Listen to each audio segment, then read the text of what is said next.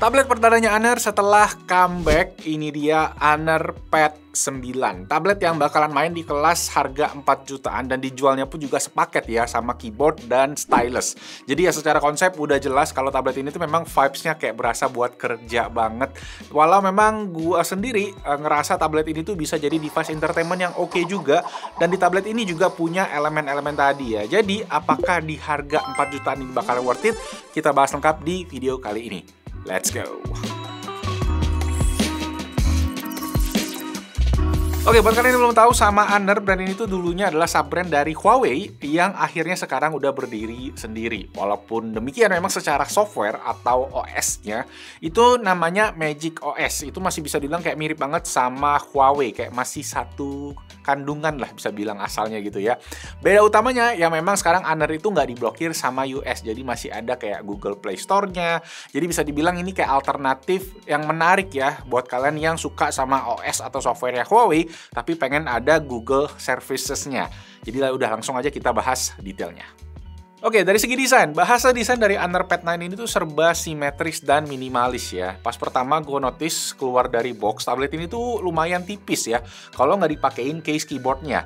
Jadi gue prefer untuk tetap pakai case-nya aja, selain biar aman ya juga kerasa lebih firm, lebih berisi gitu di tangan. Penempatan kameranya juga unik nih, di tengah semua ya. Gue nggak ngomongin kamera depan aja, tapi kedua kamera depan belakang itu dua-duanya ada center di tengah. Jadi kalau kalian lagi pakai kamera belakang ya, itu nggak mungkin ketutupan jari lagi, kecuali jari kalian panjang ya, kayak Slenderman. Nah, buat kameranya sendiri, untuk yang belakang itu bisa record sampai 4K 30 fps video, dan untuk kamera depannya itu maksimal 1080p 30 fps. Oke, ini dia untuk perekaman video kamera selfie dari Honor Pad 9. Untuk kualitasnya overall juga udah oke ya, resolusi di Full HD, mikrofonnya juga udah clear dari segi audio, dan kamera belakangnya juga tadi ya modenya lumayan banyak dan bisa sampai 4K kalau di kamera belakang. Kalau di kamera ini cuma sampai Full HD aja, tapi ya udah cukup oke sih.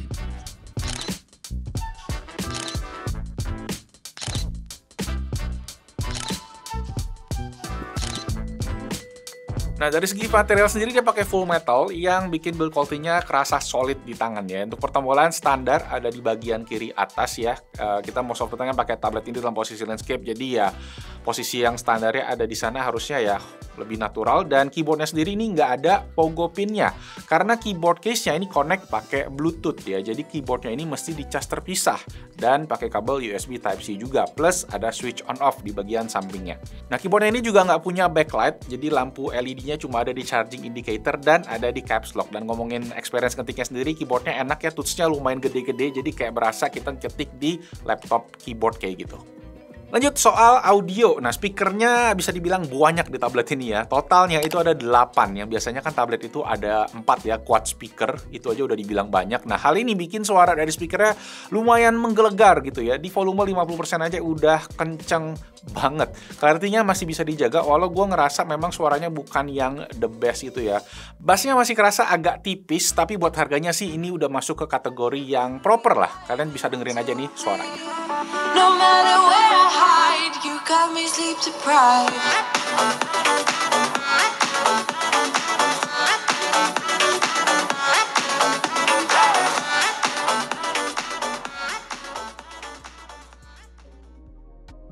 Oke, lanjut ke bagian display. Nah, buat layarnya sendiri ini poin yang cukup unik menurut gua ya. Ukurannya di 12,1 inci, refresh rate-nya 120 Hz, panelnya IPS 1600p, resolutionnya dengan aspek rasio di 16:10. Jadi masih rada tinggi gitu ya, tapi screen to body ratio-nya itu ada di 88% akibat bezelnya yang udah cukup tipis untuk ukuran tablet. Nah, ukuran 12 inci tadi jujur bikin gua ngerasa agak beda experience-nya, tapi in a good way ya, positif gitu. Karena kayak nggak ngepas banget di ukuran 11 inci, tapi nggak terlalu gede kayak 13 inci. Gue suka sih, walau ya secara warna memang nggak sebagus panel OLED tentunya. Buat proteksi mata juga udah ada sertifikasi TUV Rhineland, so that's good.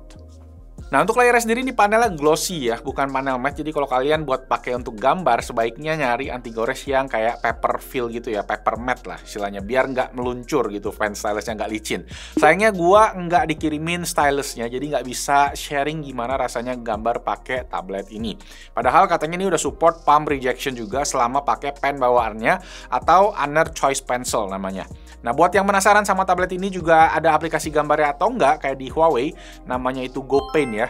Sayangnya dia belum ada, jadi memang mesti pakai aplikasi third party yang untungnya kan udah ada Google Play Store. Jadi pilihannya lumayan banyak dan nggak terlalu pusing lah soal aplikasi.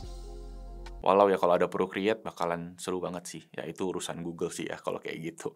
Oke, lanjut ke bagian performance. Nah, tablet ini pakai chipset Snapdragon 6 Gen 1 yang walaupun ketinggalan 2 generasi, tapi secara performance sebenarnya masih sufficient, terutama buat software Honor yang sebenarnya tergolong ringan. Nah, ini memang karena tablet ini kan sebenarnya judulnya tablet tahun lalu, cuma baru aja rilis di Indo tahun ini karena Honor baru comeback di tahun ini. Nah, untuk kalian cek sendiri skor Antutunya 470 ribuan, masih oke aja buat sehari-hari ya. Gue nggak ngerasain ada lag atau nyangkut-nyangkut sama pakai tablet ini ya. Animasinya smooth, mungkin karena faktor OS-nya tadi yang ringan ya, jadi enteng banget dan menurut gua nih user experience-nya oke gitu. Untuk stress test kita pakai 3D Mark White Live, dapat skor hampir 100%, jadi buat stabilitas performanya bisa dijaga banget sama tablet ini. Nah, Honor Pad 9 yang kita dapat ini variannya 8256GB yang emang cuma masuk satu varian aja ini ya. Storage-nya itu udah UFS 3.1 yang ketika kita tes di CPDT speed-nya dapat di 500-an Mbps buat read dan 600-an Mbps buat write. Ini udah kenceng banget buat tablet di kelas harganya. Gaming, ya, Honor Pad 9 ini memang nggak didesain sebagai gaming device seperti yang kalian tahu ya, prosesornya tadi ya. Tapi memang kalau game-game kelas e-sport yang ringan-ringan, Mobile Legends, Honor of Kings ini masih gampang ditarik pakai si Snapdragon 6 Gen 1. Ya walaupun memang main game yang MOBA dengan layar segede ini pencet-pencetnya memang rada-rada awkward. Genshin Impact ini pun juga masih bisa sebenarnya, tapi balik lagi settingannya tidak bisa yang tertinggi ya, karena experience-nya ya pasti mesti di settingan low gitu biar smooth. Nah, menurut gue memang game-game yang enak dimainin di layar segede ini adalah game-game yang support controller kayak game Sky, Children of Light, itu enak banget dimainin di sini karena grafisnya masih kehitung bagus ya. Sama satu lagi kalian juga bisa cobain Netflix Gaming karena di Netflix Gaming juga rata-rata dia support pakai controller.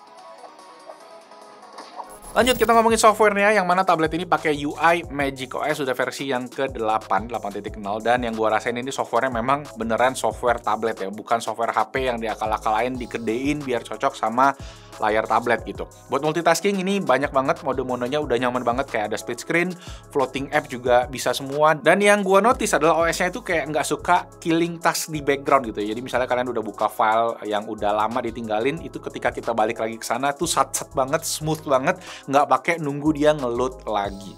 Ekosistemnya juga niat banget ya, ada namanya Honor Magic Ring yang bisa interkoneksi sesama device Honor, jadi kerasa seamless, kayak ada notifikasi, sharing file, network sharing, dan lain-lain. Itu fiturnya lumayan lengkap. Nah, tablet ini sendiri baterainya ada di 8300 mAh, bisa dibilang cukup standar, nggak terlalu gede, nggak terlalu kecil untuk ukuran segini. Gue pakai kerja seharian dari pagi sampai sore, itu buat kayak ngetik-ngetik, nonton Netflix, itu masih aman. Gue dapet SOT itu sekitar 9 jam ya, sampai dia low bat.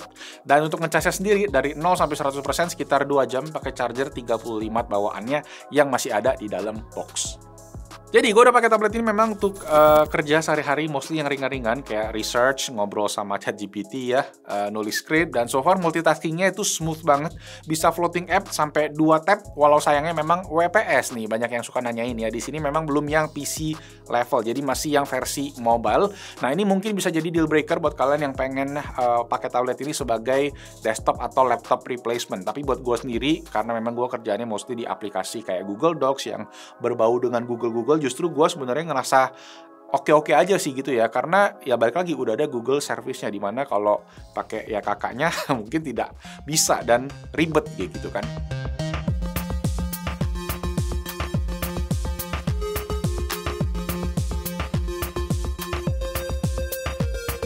So ya, paling itu sih yang gue bisa share soal Honor Pad 9. Secara experience ini tablet yang bisa dibilang nyaman dipakai kerja, hal-hal esensial yang ada di tablet semua udah ada di sini ya. Walau memang menurut gue sih sayangnya ini agak telat aja masuk ke Indonesia ya. Kalau ini rilis tahun lalu mungkin gue rasa ya masih banyak yang bakal kepincut sama tablet ini. Ya maklum juga memang karena Honor baru comeback tahun ini di Indonesia, dan ya sebenarnya sih tablet ini masih bisa dibilang buat segmen mid-range oke ya. Mulai dari hardware, software, sampai ke aksesorisnya itu punya standar yang tinggi gitu. Gue cuma menyayangkan aja penggunaan chipsetnya. Tapi kalau kita compare sendiri memang di pasaran memang banyak yang chipsetnya lebih tinggi, tapi rata-rata kita mesti beli tabletnya itu sendiri terpisah dari keyboard dan juga kayak stylusnya. So kalau kalian nyari tablet mid-range yang harganya di kelas 4 jutaan yang masih terjangkau, udah sepaket lengkap, ya ini bisa jadi pilihan yang oke. Nah, untuk harganya Honor Pad 9 ini aslinya di 5,999 juta rupiah, tapi lagi di diskon sampai 4,799 juta rupiah. Yang gua nggak tahu sampai kapan diskonnya. Jadi buat kalian yang memang pengen cari tablet di harga segini, ya ini bisa jadi opsi yang oke banget. Tadi layarnya gede, paketnya lengkap, dan software tadi yang super smooth. Plus ada Google-nya juga. Oke guys, that's it. Itu aja videonya kali ini. Gimana pendapat kalian soal Honor Pad 9? Silahkan langsung ditulis di kolom comment section di bawah, kita diskusi di sana. Dan kalau kalian suka videonya, dikasih tombol jempol. Jangan lupa juga di-share kalau ada keluarga, teman, saudara lagi nyari tablet 4 jutaan ukuran 12 inci. Dan itu aja. Jangan lupa juga subscribe ke Basic Tech YouTube channel. Itu aja, nama gue Malvin. I'll see you guys on the next video. Ciao! Ya, Play Store, Google Docs, YouTube, Netflix,